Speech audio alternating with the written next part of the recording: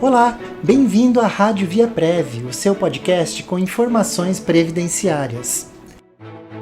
No programa Via Prev Entrevista de hoje, vamos falar sobre a realidade da pessoa cega no Brasil, a doença, os estigmas e os seus direitos. Segundo a Fundação Dorina Noil para Cegos, do total da população brasileira, 23,9%, 45,6 milhões de pessoas declaram ter algum tipo de deficiência. Entre as deficiências declaradas, a mais comum foi a visual, atingindo 3,5% da população. Em seguida ficaram os problemas motores, com 2,3%, intelectuais, com 1,4% e auditivos, com 1,1%. Segundo a Organização Mundial da Saúde, as principais causas de cegueira no Brasil são catarata, glaucoma, retinopatia diabética, cegueira infantil e degeneração macular. Segundo dados do IBGE de 2010, no Brasil, das mais de 6,5 milhões de pessoas com alguma deficiência visual, 528.624 pessoas são incapazes de enxergar. 6.056.654 pessoas possuem baixa visão ou visão subnormal. Outros 29 milhões de pessoas declararam possuir alguma dificuldade permanente de enxergar, ainda que usando óculos ou lentes. Eu sou Maura Âmbar e para falar sobre a realidade da pessoa cega no Brasil, a doença, os estigmas e seus direitos, temos a presença da Cecília Francine Cabral de Vasconcelos, psicóloga clínica com especialização em psicanálise, especializanda em análise do comportamento. A Cecília é voluntária na Unifesp, no Ambulatório de Genética Ocular, psicóloga do Grupo Retina de São Paulo, e docente da USC, Universidade de São Caetano do Sul, na disciplina O Sofrimento Existencial das Pessoas Acometidas por Distrofia de Retina e por Doenças Raras.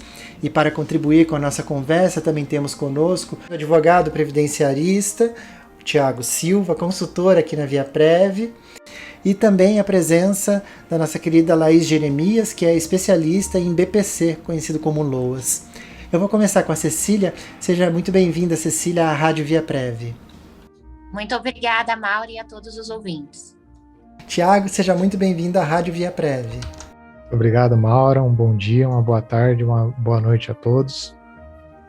Verdade. Bom dia, boa tarde, boa noite, porque a gente nunca sabe que hora que o ouvinte vai ouvir a nossa entrevista de hoje, né? E Laís, seja muito bem-vinda. Obrigada, Maura, e olá aos nossos ouvintes. Bom, eu vou começar com a Cecília. Cecília, eu gostaria que você falasse um pouco sobre você e também sobre o seu trabalho, as suas pesquisas voltadas aos cegos. Tá certo. Bom, eu sou psicóloga, eu tenho 26 anos, minha principal atuação é clínica. Eu atendo muitas pessoas com deficiência visual que estão tentando entender o que aconteceu com elas, como elas se adaptam ao mundo, como as pessoas vão entender o que elas têm, como é que elas vão explicar também para quem não sabe. Por conta disso, eu comecei a trabalhar numa ONG, que é o Grupo Retina, que é uma ONG para pessoas que têm doença de retina no geral e que acaba acomodando aí pessoas com baixa visão e pessoas com cegueira. A partir desse trabalho que eu comecei a fazer na ONG, eu comecei a trabalhar na Unifesp também, no Ambulatório de Genética Ocular, onde eu atendo, junto com os médicos, pessoas com deficiência visual e com doenças degenerativas da retina. Meu interesse por essa área partiu muito da minha própria doença, que é uma doença degenerativa da retina também, é uma doença rara, o nome dela é amaurose congênita de Leber, e ela é uma das principais causas de cegueira infantil.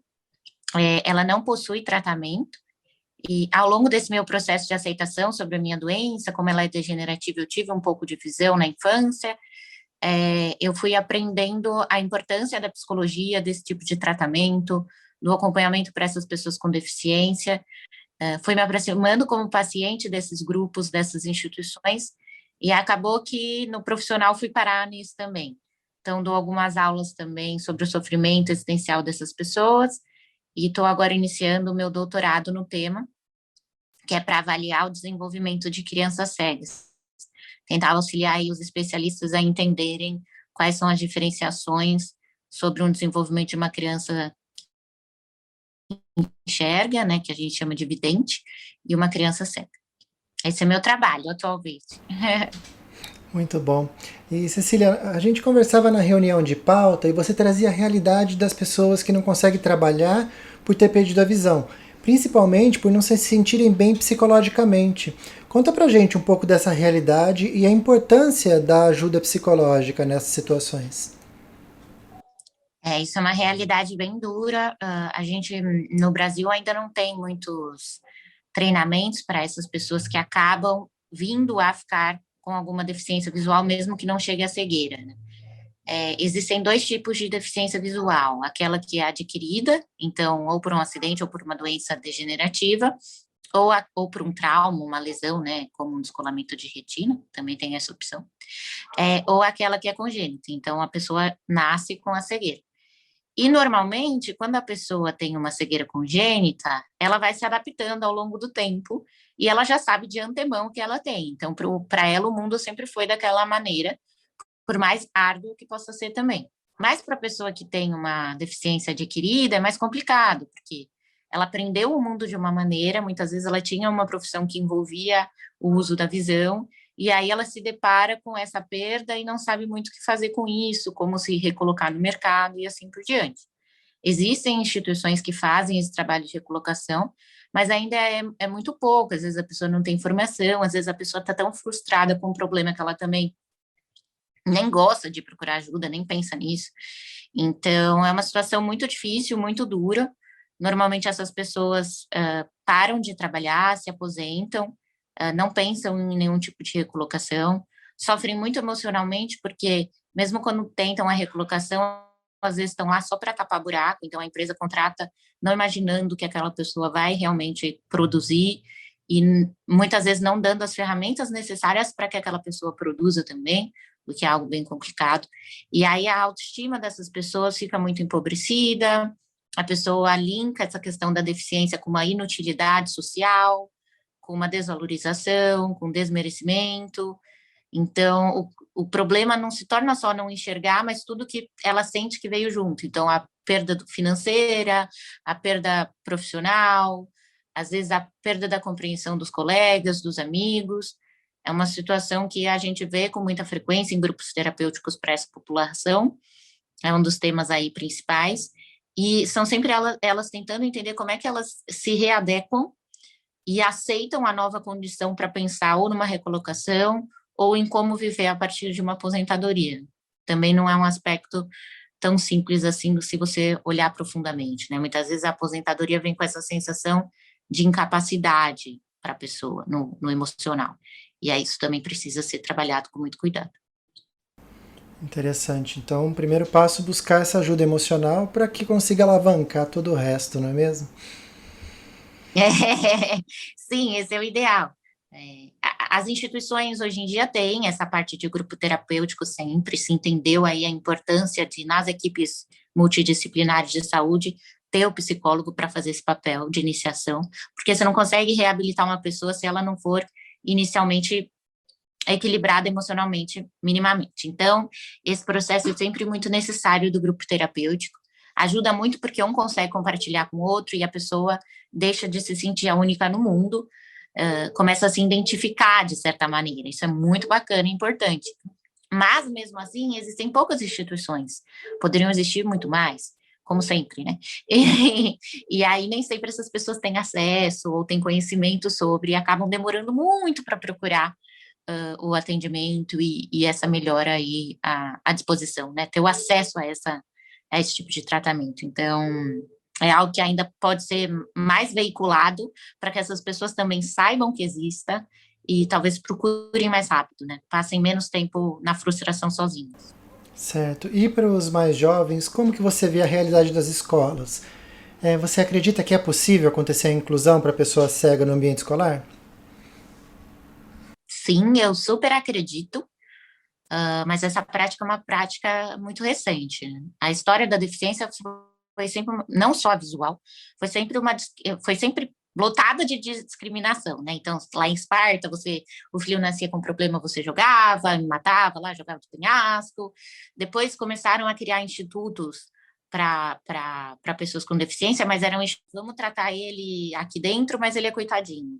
para entender que, né, os direitos humanos e que a pessoa com deficiência era uma pessoa como outra qualquer e que essas pessoas tinham o direito de realizar todas as atividades que elas quisessem, sendo pessoas com direitos e deveres, podendo votar e assim por diante, demorou muito. Então, foram direitos que as pessoas com deficiência foram lutando para conquistar, e isso levou a uma reabilitação, uma entrada na vida social mais lenta. Com o Braille, né, que o Louis Braille criou, acho que no século XIX, as coisas também foram melhorando, porque começou a se ter uma forma das pessoas cegas poderem ler e escrever. E isso fez muita diferença em como essas pessoas recebem informação e passam informação. Então, é algo bem importante. Mas é algo muito recente. E as instituições, assim, realmente pensando nessa reinserção das pessoas e que essas pessoas são capazes, do século XX, praticamente. Então, é algo muito recente, mas existe, é muito bom. Educação inclusiva, hoje em dia, é algo que se estuda muito, se busca muito entender como incluir as pessoas. Eu acho que a educação inclusiva é a base para que essas pessoas consigam se desenvolver e depois, naturalmente, irem buscar o seu espaço no mercado de trabalho. Mas a educação inclusiva, então, aí ela é mais recente ainda, né? Porque antes existiam escolas separadas, até recentemente queriam separar de novo as escolas, né? Ter escola para pessoa com deficiência só e não colocar a pessoa com deficiência na escola com os outros alunos que não teriam deficiência. Então, ainda é um tema muito recente que poucos sabem sobre, que poucos professores e pedagogos foram aí ensinados a entender, tiveram formação para isso. Então, vira uma coisa assim, falta estrutura para fazer acessibilidade para essas pessoas, e tanto estrutura no sentido físico, quanto estrutura dos profissionais estarem treinados. Mas é algo que é super possível, e a gente já tem alguns cases de sucesso, né, de pessoas que conseguiram aí dar a volta por cima. Mas este é o problema, não podem ser só alguns cases de sucesso, deveria ser todas as pessoas com deficiência dentro das suas potencialidades conseguindo o que elas quiserem, né? O dia que for assim, eu vou estar muito feliz, porque aí sim a gente vai estar falando de igual para igual. Ainda não é o que acontece, mas acho que a gente está cada dia mais próximo aí, e acho que a educação tem um papel essencial nisso, e a gente está conseguindo, aos poucos, ir melhorando essa condição, e a tecnologia vem para auxiliar nesse processo também. Interessante. Quando chegar nesse nível, aí a inclusão de fato aconteceu, não é mesmo? E aí eu queria pedir ajuda para o Tiago, que como advogado pode falar para a gente, segundo a lei, Tiago, como deveria ser esse acolhimento à pessoa com deficiência nas escolas e também no mercado de trabalho? Então, Maura, hoje a gente tem algumas legislações, né, que tentam da melhor forma possível abarcar todas essas dificuldades que as pessoas deficientes encontram, né? A primeira aqui que gostaria de falar é a mais importante delas, que é a Constituição Federal, né? Que ela já prevê a não discriminação em relação à admissão no mercado de trabalho e ao salário para as pessoas com deficiência. Também é uma educação formal, né? Preferencialmente no ensino regular, um atendimento educacional especializado, adequação nos transportes públicos, entre outras coisas. Tudo isso já veio lá da nossa Constituição Federal de 1988. Temos também a Lei 12.711 de 2012, né, que trata da reserva de vagas em processos seletivos para instituições federais de ensino médio, técnico e superior, que inclui entre os grupos das pessoas que podem ter direito a cotas, as pessoas com deficiência. E também a Lei 13.146 de 2015, né, que é a chamada Lei Brasileira de Inclusão, né, que reúne vários direitos que já eram trazidos por leis anteriores, né, e ela tenta dar uma perspectiva aí melhor de um panorama de direitos que essas pessoas devem ter no âmbito social e providas do Estado, né? Dentre elas, a gente tem o direito à vida, à habitação, né, a previdência social, a cultura, ao esporte e muitas outras. Muito bom. A lei existe, né, Tiago? Falta mesmo a gente se acostumar vendo as leis serem aplicadas de forma efetiva para fazer diferença na sociedade, não é? Pois é, o Estado ele tenta criar ferramentas, né? A gente tenta eleger também parlamentares aí que buscam ter essa representatividade, porque a gente precisa colocar pessoas lá que vistam essa camisa e tenham conhecimento de causa para poder dar um suporte para pessoas que se encontram em dificuldade, né? Então, ó, a gente tem muito a evoluir, né? Não basta também leis, precisa ter aplicação financeira e prática das coisas, né? Então tem uma boa caminhada, mas a situação não é tão ruim, né? Pelo menos na legislação, creio eu. Verdade. Vamos cada vez mais fomentar esse tipo de conversa para que a sociedade tenha mais consciência, né, dos direitos que tem e, como você falou, colocar no Congresso, no plenário, pessoas que levem essa representatividade e entendam a importância de aplicar as leis favorecendo as pessoas com deficiência. Cecília, você falava anteriormente de algumas pessoas que ficam cegas e se isolam socialmente, né? O que você recomenda para quem sofreu um acidente ou teve um agravamento de uma doença que levou à cegueira? Eu acho que aquele grande medo de muita gente de acordei PCD, acordei uma pessoa com deficiência, ou minha doença progrediu e agora eu sou uma pessoa com deficiência. O que fazer nos dias seguintes? Uma boa pergunta. Eu posso só fazer um comentário sobre o que o Thiago falou? Claro, pode fazer sim. Tá. É interessante isso, né? Realmente as leis, elas estão aí. O Estatuto da Pessoa com Deficiência é uma lei, assim, muito bem clara sobre o papel que a pessoa com deficiência tem direito de ter na sociedade.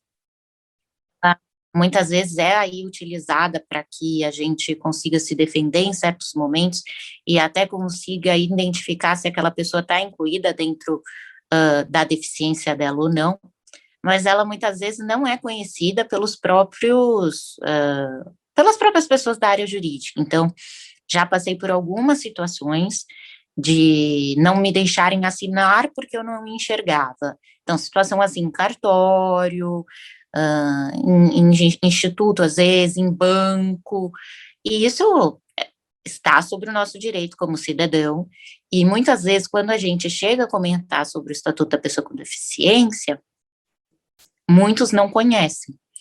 Então, eu acho que tem um grande gap social entre a lei, que é muito boa, não tenho nada contra ela, acho ela maravilhosa, uso muito, mas isso chegar no entendimento das pessoas, tanto as que são da área quanto as que não são. Então, até isso virar forma com que os outros nos tratam, demora um tantinho, né? Então, eu queria só fazer esse comentário. É engraçado até, Cecília, você ter comentado que com certeza já deve ter gerado muito constrangimento para você essa questão de assinatura, né? Porque às vezes quem vai receber essa assinatura, ela fica com medo da validade que aquele documento vai ter, né? E a gente sabe que se você tiver ali duas testemunhas, a validade é a mesma, né? A falta de conhecimento legal pela maior parte das pessoas para se aplicar numa situação como essa, né? Sim, com certeza. E acontece muito, assim. E é interessante, porque muitas vezes a gente fala do Estatuto da Pessoa. Eu já falei para muito advogado, mas você não conhece o Estatuto da Pessoa com Deficiência? E a pessoa, não. Eu falo, bom, então vamos lá, né? Então, é uma lei muito boa, assim, eu acho que trouxe uma percepção muito biopsicossocial do que é a deficiência, porque ali a explicação mostra que é quando as pessoas têm impedimento de longo prazo que atrapalha a vida ativa da pessoa em vários aspectos. Então, facilitou muito para se entender o que é uma deficiência, mas, ao mesmo tempo, isso às vezes não chega na boca ou na mente de quem precisa, né? Então, é interessante como a lei nem sempre está sendo utilizada no senso comum, vamos dizer assim. Exato.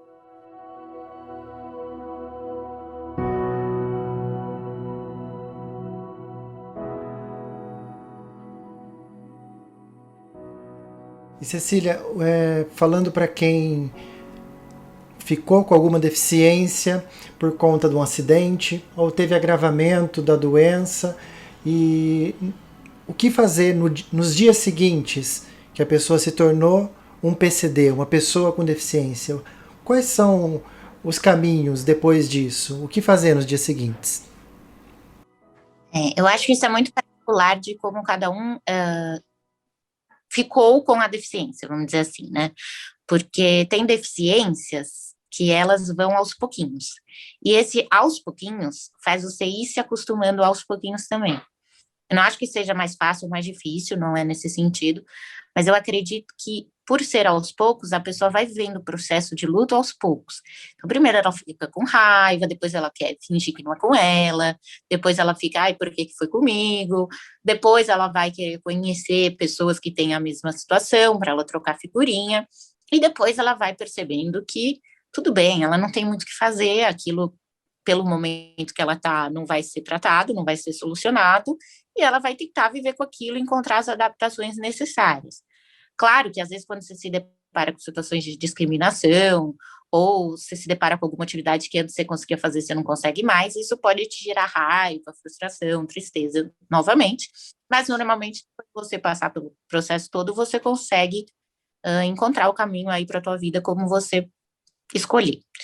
Mas, se for algo muito repentino, que a gente vê muito nos casos de descolamento de retina, aí é um pouco mais difícil, né? Porque é do dia para a noite, a pessoa recebe o impacto de uma vez só. Então, não é que as luzes foram se apagando, né? As células foram morrendo, cada vez você enxergava menos. Você estava lá vendo tudo, você nunca nem pensou na possibilidade de não ter o sentido da visão, que na nossa sociedade é o mais utilizado, e aí, bum, tudo escuro. Né? Essa parte, assim, tem muito choque dessa questão do medo de escuro, do a escuridão me pegou. Às vezes isso leva a uma depressão muito forte inicial, dessa não aceitação, do porquê que antes eu via, agora as luzes estão apagadas. Mas, aos poucos, eu acho que a pessoa precisa primeiro aceitar o que ela está vivendo, né? Porque não adianta você falar que não está doendo, que é tranquilo, que, não, tudo bem, antes eu via, agora eu não vejo mais e tá tudo certo, tanto faz. Porque não é tanto faz, né? Você tá perdendo um sentido, que é um dos sentidos principais aí da tua vida e que vai fazer diferença. Então, acho que no começo é a pessoa aceitar que a condição é difícil, que ela vai ter que passar por ela, deixar o sofrimento vir, não segurar, ter pessoas para se amparar, então, quando ela estiver muito triste, ter ali uma rede de apoio, e depois, com calma, no tempo dela, ir vivendo essas fases e entendendo que ela não tem que... O que acontece muito assim, quando você acabou de perder a visão, às vezes você olha para uma pessoa que está super bem com aquilo e fala, meu, por que aquela menina ali é de boa, é séria e é de boa, e eu não sou de boa? Então, também não ficar se comparando a pessoas que já estão bem com a situação, entender que cada um tem seu momento, que você não precisa se cobrar, e que cada um vai ter o tempo certo para entender e aceitar da maneira certa e se adaptar da maneira que convier. Então, é isso, entendeu? É um processo muito individual. Procurar apoio de pessoas que têm a mesma situação, passam pela mesma situação é bacana. Procurar, muitas vezes, apoio profissional é necessário, mas é um processo da vida, é um luto, e a gente tem que se respeitar e saber viver. Né? Você acha que, nesse momento, buscar ONGs, como a Fundação Dorina Noil, como a gente falou no início, ou o Instituto Braille, você acha que isso ajuda nesse processo?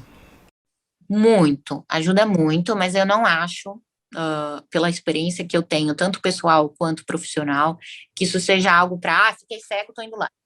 Porque muitas vezes eu já vi muito paciente meu vai nessas instituições e aí que se assusta de vez. Porque entra em contato com várias pessoas com cegueira que não é por mal, mas a pessoa não estava adaptada, não estava acostumada e daí se frustra muito. Então, eu acho que é um processo primeiro interno da pessoa, que às vezes precisa de apoio profissional, às vezes não, e depois de procurar essas instituições. E essas instituições são instituições muito boas, porque você tem a equipe multidisciplinar, você vai ter psicólogo, você vai ter TO para te reeducar a caminhar na rua, para fazer as atividades da vida diária, para fazer uma reinserção no mercado de trabalho, caso seja necessário. Você vai conhecer várias pessoas com a mesma condição, você vai descobrir como é que se usa as tecnologias assistivas, que são aquelas tecnologias para pessoa com deficiência, que auxiliam a pessoa a se adaptar no mundo. Então, assim, é muito bacana, é muito importante, eu acho que é imprescindível, mas talvez não seja a primeira coisa a se fazer. Seja algo um pouquinho, para você deixar um pouquinho para depois, quando você já tiver com a ideia mais assentada na cabeça, e valeu muito a pena. Interessante, né? Até isso tem que ser feito com calma, né? Essa adaptação. Então eu queria deixar aqui também, né, o Centro Cultural Luiz Braille, para quem está em Campinas, né, o site deles que é o braille.org.br. Também em Jundiaí tem o Instituto Luiz Braille, que é o Braille Jundiaí, Braille com 2 L's, braillejundiaí.org.br. E da Fundação Dorina, que é fundaçãodorina.org.br. No seu tempo, quando você achar que está na hora certa, buscar esse apoio, né? Como a Cecília trouxe, lá tem apoio de TO, que é terapeuta ocupacional, apoio de psicólogos, né? A própria aprendizagem do Braille como leitura, né? Também pode abrir bastante portas, né? E, Tiago, sobre essa ideia dos dias seguintes a ter ficado cego por acidente ou doença, que é a cegueira adquirida, que benefícios do INSS a pessoa deve buscar? Então, Mara, aí depende, né? Primeiro, para concessão de qualquer benefício no INSS, a gente sempre analisa primeiro do ponto de vista da qualidade segurada. Então, se a pessoa ela era filiada ao INSS, ela trabalhava, contribuía, ainda que como segurado facultativo, né, que é aquele que não trabalha, essa pessoa pode buscar a concessão do auxílio-doença, né? Em primeiro momento, provavelmente essa condição dela aí vai incapacitar ela de forma total para o trabalho, né? Ainda mais em situações aí de repentinas, que nem a Cecília falou. Então, o auxílio-doença vai servir aí para substituir a remuneração que esse segurado tinha quando tinha condições de trabalhar e vai ser pago aí até que ele possa ser reabilitado para uma outra atividade, se for o caso, né, passar por um curso, né, tentar voltar a trabalhar em uma atividade compatível, ou, do contrário, se o INSS entender logo de início também que ele não tem condições de trabalhar, será concedido um benefício, a antiga aposentadoria por invalidez, atual benefício por incapacidade permanente, né, que é uma condição de uma pessoa que não vai se recuperar nunca, né, para nenhum tipo de atividade laborativa, né, seja por conta de qualificação profissional, por idade, ou alguma outra limitação física que ela tenha também. Por outro lado, se a pessoa nunca trabalhou, né, nunca contribuiu para o INSS, é uma pessoa que não é segurada. Então, a gente vai ali para a linha do benefício assistencial, né, essa pessoa vai ser avaliada, né, pela equipe multidisciplinar, do ponto de vista médico e social, né, e aí vai ser avaliado o nível de limitação que essa pessoa tem frente à sociedade, e correndo tudo bem, for aprovado nos dois quesitos, vai ser concedido aí um benefício no valor de um salário mínimo. É importante que a pessoa também esteja cadastrado aí nos programas de auxílio social, no CRAS, né, para que a renda do grupo familiar também seja avaliada, porque não basta a pessoa ser deficiente, né, e ter as limitações sociais.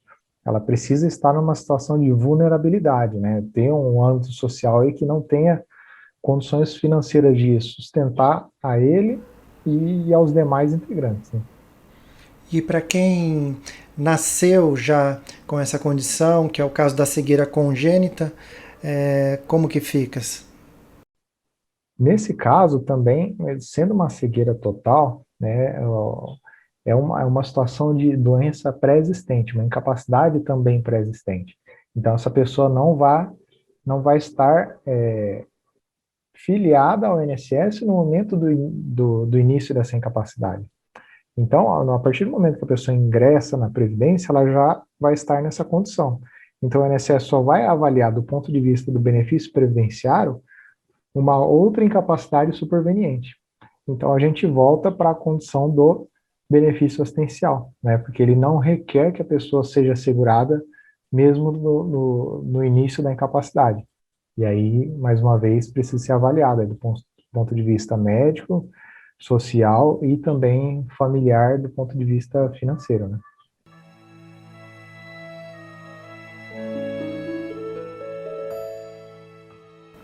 Eu queria pedir para a Laís contribuir com a gente, porque ela me falava que trouxe um caso de sucesso de um cliente que depois de muito batalhar conseguiu o acesso ao benefício, não é, Laís? Conta pra gente. Isso, Maura. Só antes de eu responder, eu só queria pedir para o Tiago explicar para a gente, porque tem casos, como a gente citou, como ele citou, né, de pessoas que já nasceram, né, cegas, e aí, nesse caso, a pessoa tem direito de aposentar, é, por conta da deficiência, aposentar mais cedo, né, ou ter outro tipo de cálculo. Não sei se, eu sei que é bem complicado de explicar em detalhes, mas também tem essa possibilidade, né, Tiago? A pessoa que ingressa no mercado de trabalho com deficiência, ela pode, no decorrer da vida, contribuindo, né, ter a contagem de tempo diferenciada, né, seja para receber uma aposentadoria por idade da pessoa com deficiência, que ela é nessa aposentadoria, no caso da mulher, requer no mínimo 55 anos de idade e 60 anos para homem, com 15 anos de trabalho efetivamente na condição de deficiente, seja ela congênita, né, desde o nascimento ou adquirida no decorrer da vida. E também a aposentadoria por tempo de contribuição da pessoa com deficiência.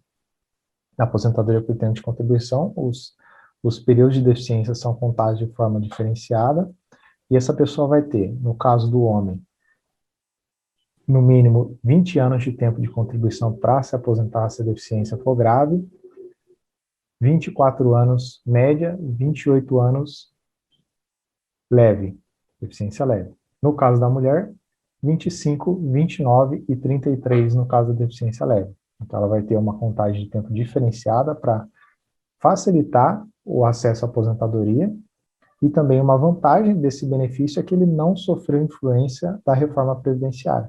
Então, as regras de cálculo serão da forma antiga e sem incidência do fator previdenciário. Legal. Então, eu acho que é importante a gente saber dessas informações também, né?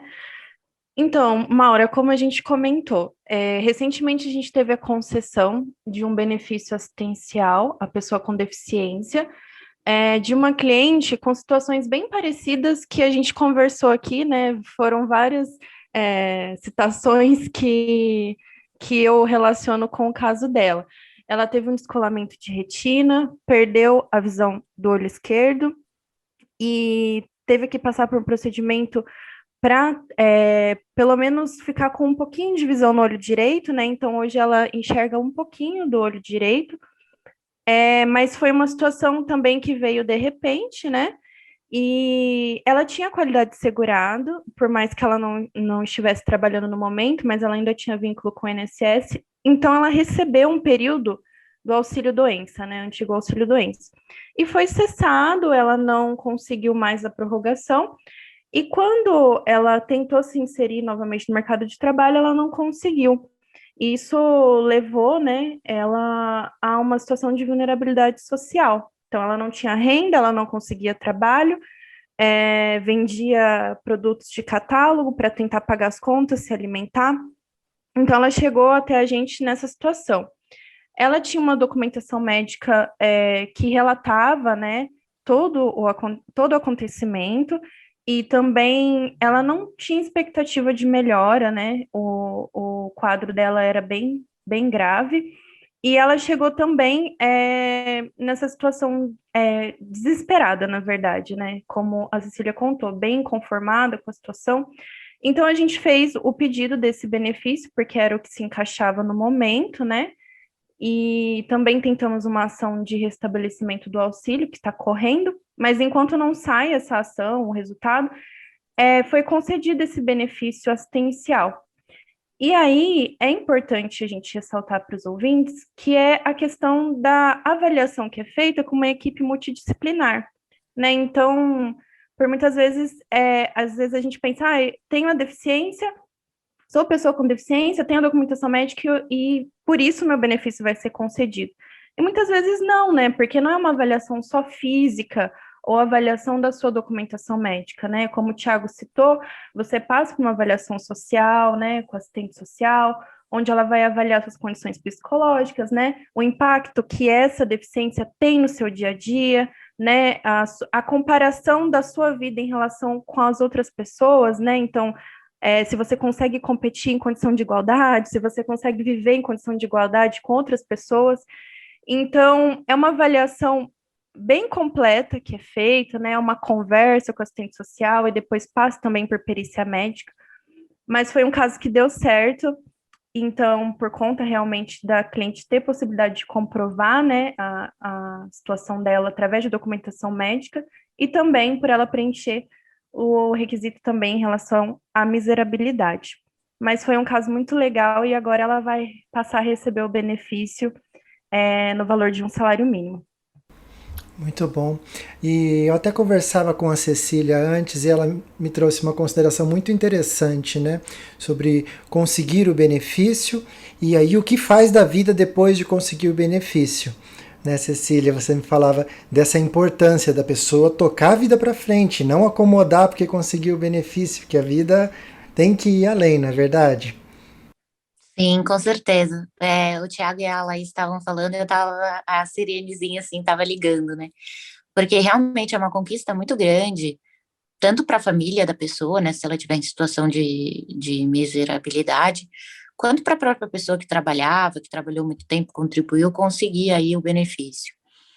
Tanto no caso do LOAS, como no caso do benefício de incapacidade.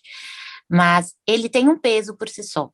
Então, a pessoa fica muito feliz porque ela vai ter como se sustentar financeiramente, o que é necessário na nossa sociedade.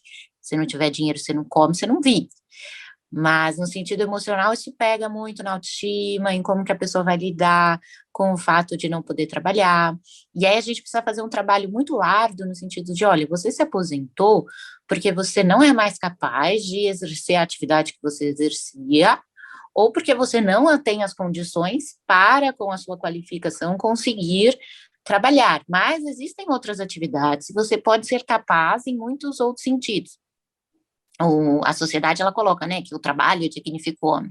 Então, muitas vezes, quando a gente não consegue se inserir no mercado de trabalho, a gente se sente inútil, incapaz, invisível, e esse tipo de sentimento vira uma autocrítica muito pesada para a pessoa.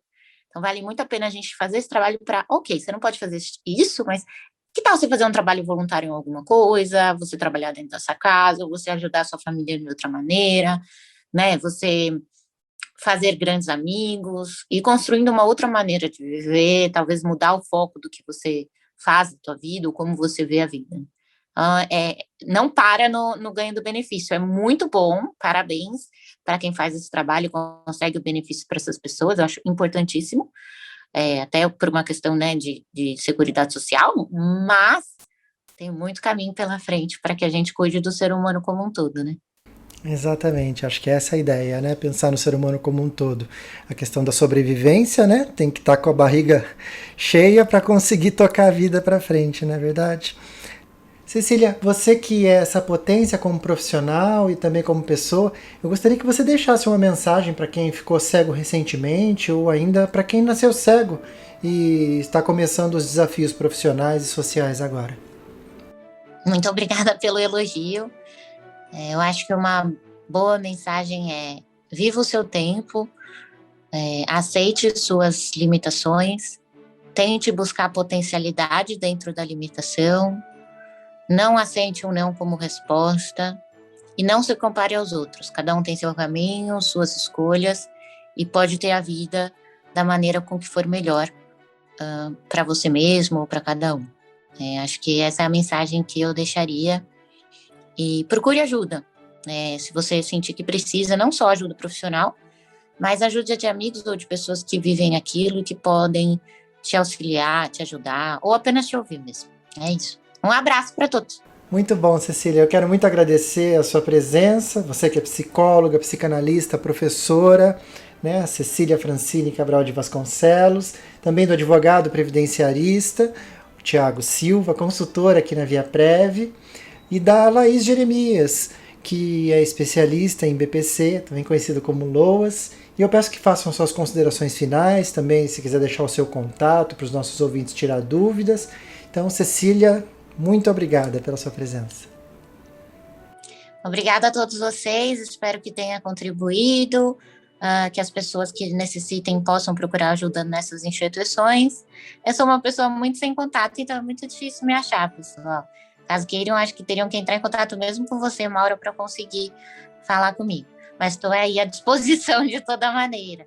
Tá bom? Muito obrigada. Espero que vocês também continuem fazendo programas como esse. Acho que esse tipo de informação é muito importante, que chegue ao grande público, para que as pessoas tenham conhecimento sobre o tema. Muito obrigada, viu, Cecília? E Tiago, você quer deixar os contatos para o nosso público tirar dúvidas? Nosso contato, para todo mundo que quiser falar aqui com a gente da ViaPrev, né, é o 19 25 19 80 90, e ele é o WhatsApp também. Muito obrigado, Maura, mais uma vez aí pela recepção. Obrigado a Laís e um agradecimento especial para a Cecília. Parabéns pelo trabalho e pela dedicação. Muito bom. Laís, quer deixar os seus contatos, por favor, para que as pessoas tirem dúvidas sobre o BPC ou LOAS? Então, Maura, eu vou reforçar o contato deixado aqui pelo Tiago, né? Que é o DDD 19 25 19 80 90. Esse número também é o WhatsApp. Então, qualquer dúvida sobre Previdência que vocês tiverem, podem mandar nesse número.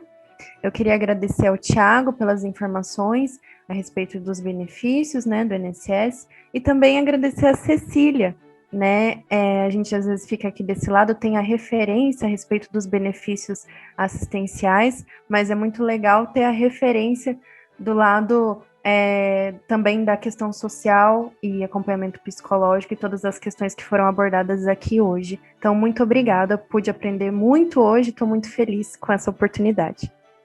Muito bom, obrigado a todos, viu? E obrigado a você, ouvinte da Rádio ViaPrev, que acompanhou o nosso programa. Qualquer dúvida sobre este programa ou sobre os benefícios do INSS, você pode entrar em contato com a ViaPrev através do WhatsApp, que é o 19 25 19 80 90, ou pelo nosso site, que é o viaprev.com.br. Eu sou a Maura Âmbar e este foi o programa ViaPrev Entrevista, que contou com o apoio técnico da Joleite. Até a próxima!